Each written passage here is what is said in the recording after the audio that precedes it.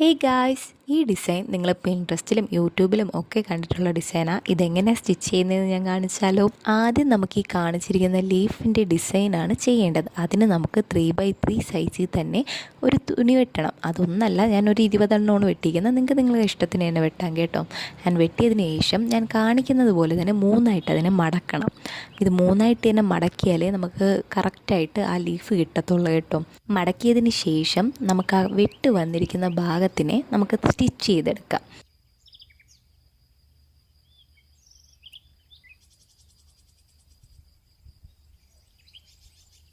ഇത് സ്റ്റിച്ച് ചെയ്ത് കഴിഞ്ഞിട്ട് ഞാനൊരു സാമ്പിൾ കാണിക്കാം. അപ്പം നിങ്ങൾക്ക് മനസ്സിലാവും ഈ ട്രയാങ്കിൾ എങ്ങനെയാണ് ലീഫിൻ്റെ ഒരു എഫക്റ്റ് തോന്നിക്കുന്ന രീതിയിലോട്ട് മാറണതെന്ന്.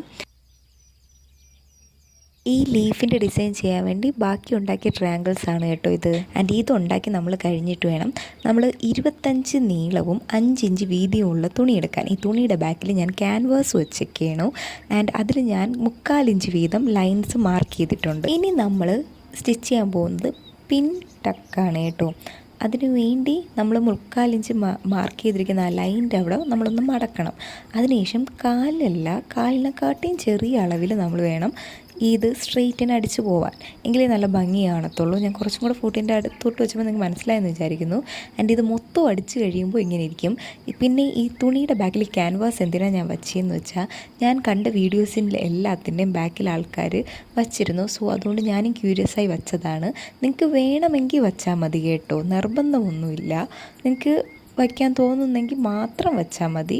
നിങ്ങൾക്ക് ഇനി അല്ലെങ്കിൽ കസ്റ്റമർ പറഞ്ഞാൽ മാത്രം, അല്ലാതെ ചുമ്മാ വയ്ക്കണ്ട. പിന്നെ ഞാൻ സ്ലീവിൻ്റെ അളവാണ് നോക്കുന്നത്. നമുക്ക് സ്ലീവിൻ്റെ അളവെല്ലാം കറക്റ്റായെന്ന് നോക്കിയതിന് ശേഷം നമ്മൾ ചെയ്തു വെച്ചിരുന്ന ട്രയാങ്കിളില്ലേ, അതെല്ലാം നമുക്ക് ഒരേ ദിശയിൽ ഒരേ ഡയറക്ഷനിൽ തന്നെ അടിച്ചു പോകണം കേട്ടോ. എൻ്റെ ഡിസൈനിൽ മുകളിലും താഴെ അടിക്കുന്നുണ്ട്.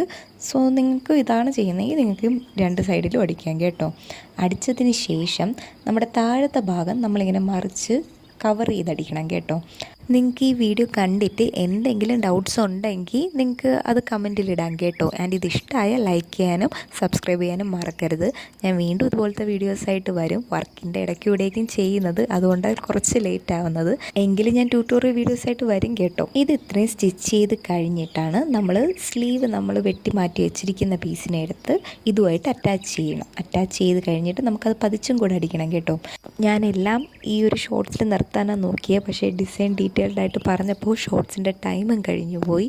സോ ഞാനൊരു പാർട്ട് 2 ആയിട്ടായിരിക്കും അടുത്തത് ഇടുന്നത്. നിങ്ങളതും കാണാൻ മറക്കരുത്. ആൻഡ് ഇത് ഞാനൊരു പ്ലേലിസ്റ്റും കൂടെ ആക്കി ഇട്ടേക്കാം കേട്ടോ. നമ്മുടെ ആദ്യത്തെ പാർട്ടിൽ നമ്മൾ ഫുൾ സ്റ്റിച്ച് ചെയ്ത് കഴിഞ്ഞു.